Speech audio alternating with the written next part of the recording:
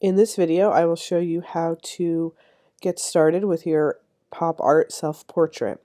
So the first thing you want to do is open up your self-portrait in Photoshop. So select the best image, make sure it's in focus, okay? Once it's open, we're going to click on the crop tool. Click on width by height by resolution.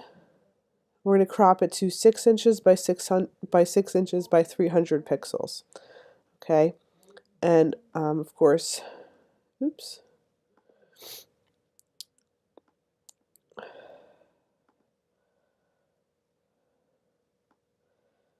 You're going to change things around, move things around.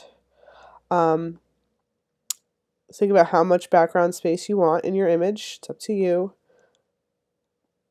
Okay, but it is a portrait. So let's say I like that. Okay, hit OK, or you can hit the Enter key as well. So once you have this cropped, what you need to do is select the portrait image. We do not want to select the background. So you guys know all about your selection tools. So using a variety of selection tools, select your portrait. I'm going to start off with my quick selection tool just to get me started. Okay. And that looks pretty good, except I'm going to take that out. Okay. And of course, the next thing you should do is click on Select and Mask and make sure that you refine your edges. So for this, what I want to do is actually go to Onion Skin for my view. And I'm going to change the opacity of that so I can see what I'm missing, especially with the hair. Okay, so I can press Command, oops, now my computer's freezing. Okay, Command plus to zoom in on my selection. I'm going to click on Edge Detection and click on Smart Radius. Maybe drop this down to like,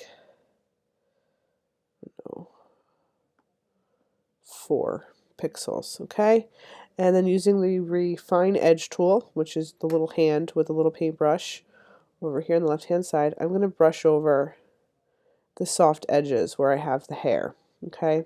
And I might decide to increase the transparency here so that I can really see what I'm missing. So this needs to get included here. Okay. So you can just brush over your edges, especially where you have the hair, to refine your selection.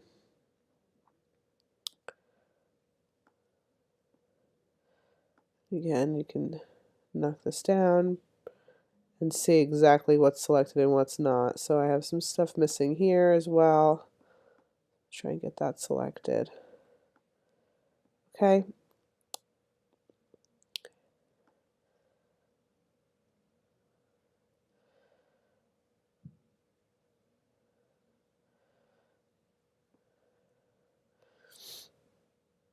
And then you want to make sure everything else looks nice and smooth and includes everything you want to include. Okay. That looks pretty good. So I'm going to hit OK. And then I'm going to, the first thing I'm going to do is, right now I'm going to press Command J and turn off my layer. And I want you guys to look at this, make sure it looks good. It's exactly the way you want it to look. Now I can hit, I'm going to undo this. So now my selection is still here. So I'm going to hit Select, Save Selection. I'm going to call it Portrait and hit OK.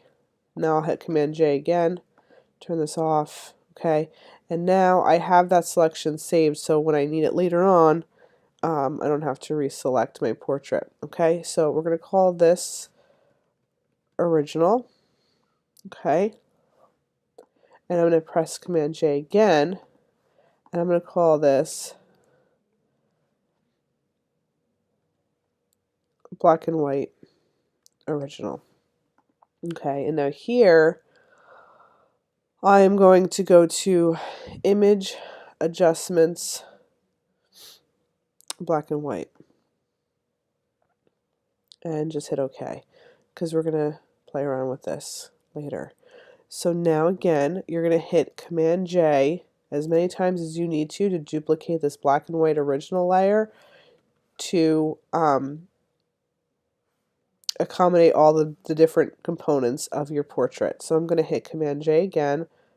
Oop. Sorry. Command J again. This I'm going to call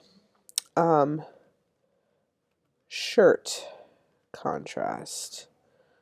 Okay, and then Command J again, and I'm going to call it face or skin contrast. And again, hair contrast. And again, hat contrast. Okay, and yours might have more or less, depends on your image. Okay. Now what we can do is right above this black and white original layer, we don't need to see this anymore. We're going to save this in our document in case we need to fix anything later on, because some of the edits we are going to do are going to be what you would consider destructive. So I'm going to save this layer. So I'm going to click on my little adjustment icon here, little black and white cookie, and I'm going to click on solid color. And I'm just going to pick a color and hit OK. Okay, so it fills it, and again, once you start working on your portrait, it can be changed to any color you want. All right, so that's what it should look like right now. At this point, you should save this. So you're going to click File, Save As. We don't want to adjust the original image. We're going to hit Save As. So you would save it in your Works in Progress folder, and I'm going to call it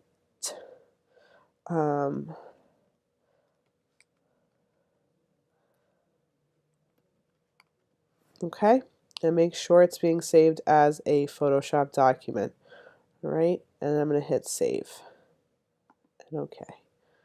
All right, and this does it for step 1.